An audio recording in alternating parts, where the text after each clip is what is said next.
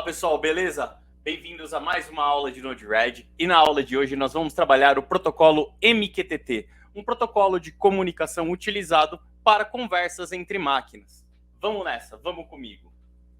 Para a gente entender um pouquinho do MQTT, nós precisamos entender um pouquinho sobre o que é essa sigla, né? O que significa MQTT. E MQTT significa Message Query Telemetry Transport, tá? Então, é um sistema de mensageria mesmo, no qual você consegue enviar uma informação e receber por outro lado de alguma forma, tá bom?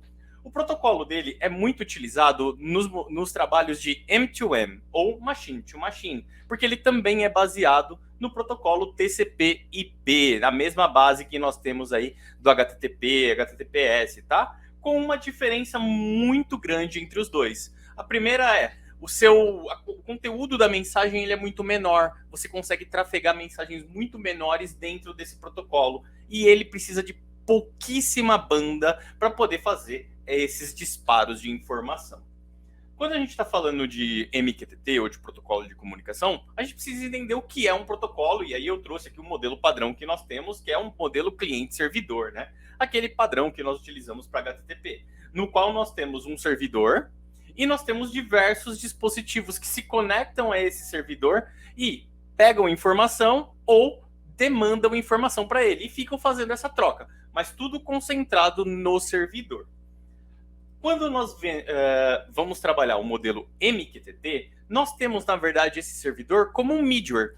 Por quê? Eu tenho lá os meus dispositivos, que aí podem ser dispositivos de IoT, por exemplo, como hardware, por isso ele é muito utilizado nesse conceito, no qual eles ficam publicando informações para esse broker, que no caso é o servidor que está instanciado lá, o seu MQTT. Aqui no caso ele é chamado de broker. E ele fica fazendo um meio campo, ele fica fazendo um middleware.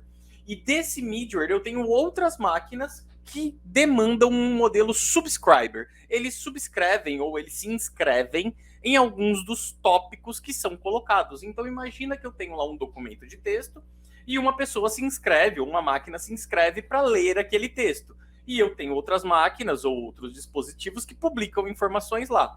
Conforme vai sendo publicado, as pessoas que estão inscritas naquele texto ou naquele tópico vão receber essas informações e se atualizar. E aí eu tenho um modelo Publish Subscriber, tudo bem? E aí, falando um pouquinho do modelo Publish, tá? O modelo Publish é o padrão de envio de mensagens. E aqui eu tenho para vocês um padrão de disparo no qual eu tenho os meus sensores, então eu tenho aqui um Arduino lendo sensores de vários cômodos, e sobre esses vários cômodos ele publica em um tópico chamado casa e o seu respectivo cômodo, como por exemplo casa/quarto. E esses tópicos são os endereçamentos da onde eu estou mandando essa informação, dentro de um broker que é o meu servidor middleware.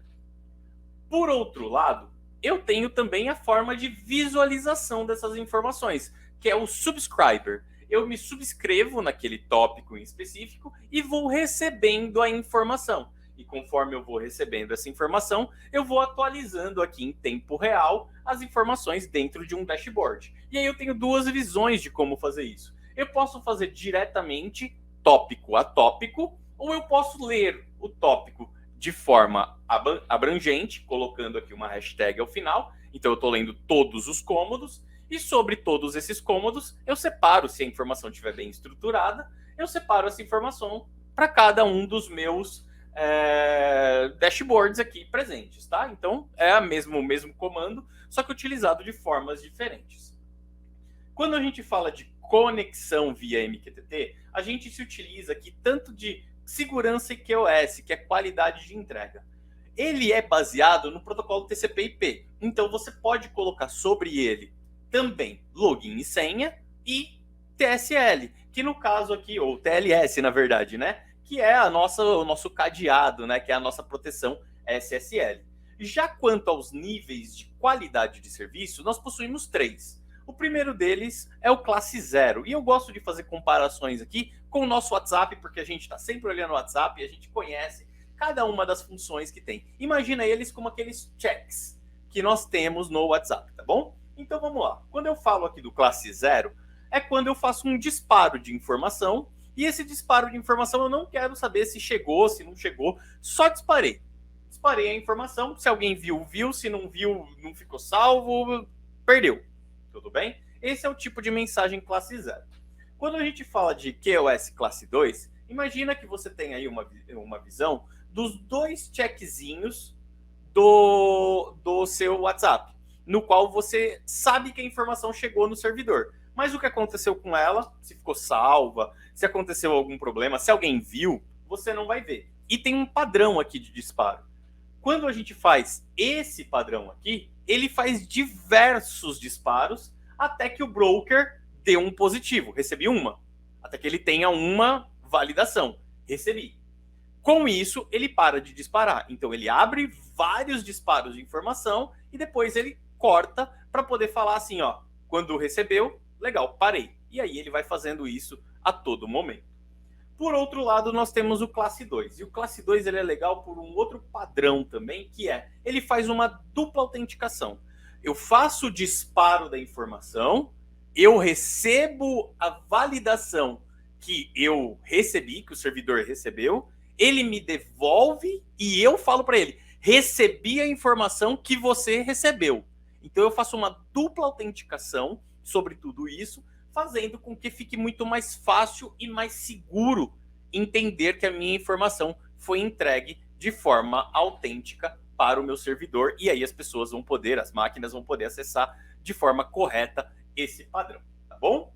E nós temos aí na internet alguns brokers que nós utilizamos e que são abertos. Podemos usar para testar e também fazer essas comunicações aqui em tempo real. Um deles que nós vamos utilizar hoje é o HiveMQ, que ele é muito utilizado, tanto em formato de dashboard, ele te apresenta vários gráficos e você pode utilizar bastante coisa. Olha lá, se eu entrar aqui no site dele, ó, eu tenho dentro desse site uma publicação fácil e pública, né, do HiveMQ, desde os protocolos, desde como se utilizar ele em algumas outras aplicações, como, por exemplo, o Eclipse. O legal dele é que ele já te dá os endereços que você pode utilizar. E nós não podemos esquecer isso daqui, ó. Vou falar muito para vocês, tá? Por padrão, o protocolo MQTT trabalha na porta 1883. Então você sempre tem que tomar um certo cuidado em saber se essa porta está liberada ou não no seu roteador. Caso não esteja, você tem que ir lá e liberar o acesso nela. Você está utilizando uma cloud? Faça a mesma coisa. Olha se aquela porta em específica está aberta e está pública, né? Para que você possa trabalhar. Então vamos lá no Node-RED. Vamos entender um pouquinho mais de como se trabalha ele aqui agora, na nossa plataforma. No Node-RED, nós encontramos os blocos de MQTT, ou os nodes de MQTT, aqui em Networking. Eles são logo os primeiros, tá? Nós temos tanto um node entrada de informação, quanto um node saída de informação. Saída de informação, esse cara aqui, ó, que faz o disparo, ele é o nosso publish, tá? E ele possui algumas configurações que nós vamos trabalhar aqui agora. A primeira deles é o nosso servidor. O que eu fiz aqui, ó? Eu já tinha deixado preparado para vocês, mas eu tenho aqui, ó, no meu lapisinho, o meu server. E olha qual server que ele está configurado. Está configurado no mesmo que o HiveMQ me entrega. Então eu poderia copiar aqui e colar tranquilamente. Caso esse servidor tivesse segurança, eu poderia colocar login e senha, poderia fazer configurações de como vai ser disparada a payload e já deixar isso por padrão, tá?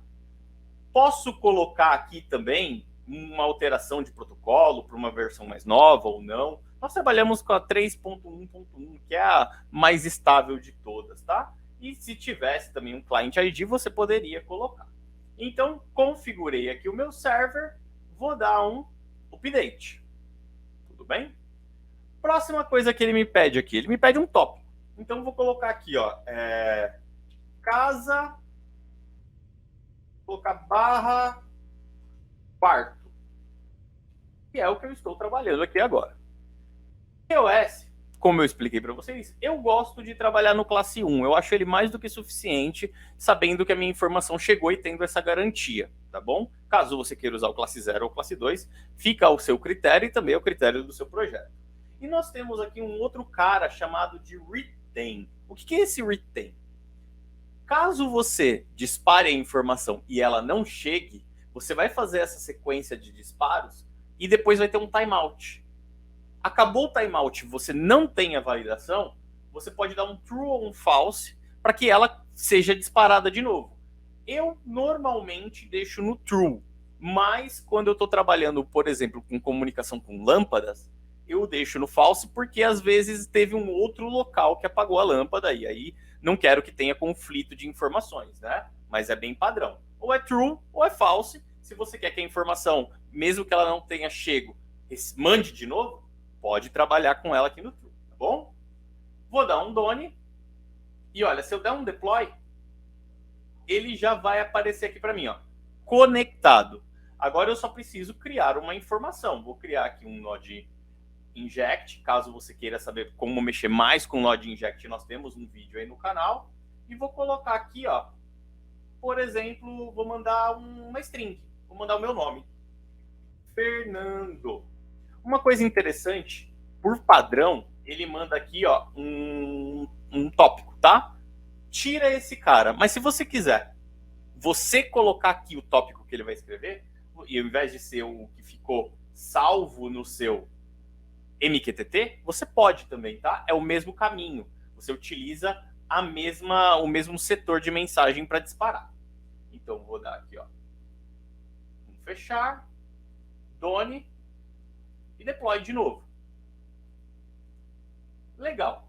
Se eu disparar a informação aqui, ele teve um probleminha aqui, deu um erro, voltou, ok. Se eu disparar a informação, eu sei que ela foi. Mas como que eu posso receber essa informação? Poderia utilizar um outro Node-RED, tá? Eu não preciso estar utilizando o mesmo. Poderia utilizar um outro Node-RED que fosse com esse local, com essa porta aberta, tá? Eu vou fazer na mesma máquina para que vocês vejam a mensagem indo e a mensagem voltando. Mas se eu tivesse um outro Node-RED, funcionaria tranquilamente. Ou até mesmo ligado numa máquina, tá? Se você tivesse lá um Arduino lendo um MQTT, uma Raspberry, funcionaria do mesmo jeito. Eu vou lá, não precisa ser só por Node-RED, tá? Você pode fazer isso até mesmo via linha de comando. Você pode ter esse protocolo e essa leitura por linha de comando. Vou configurar esse cara. Como que eu configuro ele? Qual é a dinâmica que eu vou trabalhar aqui, as ações de receber essa mensagem? Eu utilizo pelo tópico simples, tá? E eu tenho que colocar o tópico que eu estou trabalhando aqui, que no caso é casa/quarto. Tenho aqui casa/quarto. Olha lá. E o que é da hora do Node-RED que a gente pode trabalhar é o formato da saída da informação. Porque você pode mandar, por exemplo, uma imagem. E se você sabe que você vai receber uma imagem, você pode trazer ela como buffer. Ou também um encoding base 64, que também serve para tráfego de mensagem. Afinal, esse encoding já é para reduzir o tamanho dessa imagem para tráfego em formato de texto. Olha que legal. Você pode usar tanto buffer como também string, como também base 64.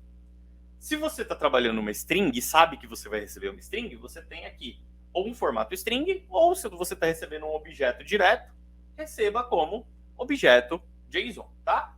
Caso você não saiba o formato que você está trabalhando a mensagem, você tem os autodetect. Funciona bem. Por incrível que pareça, funciona muito bem aqui no Node-RED. Então eu vou trabalhar aqui, por exemplo, com string.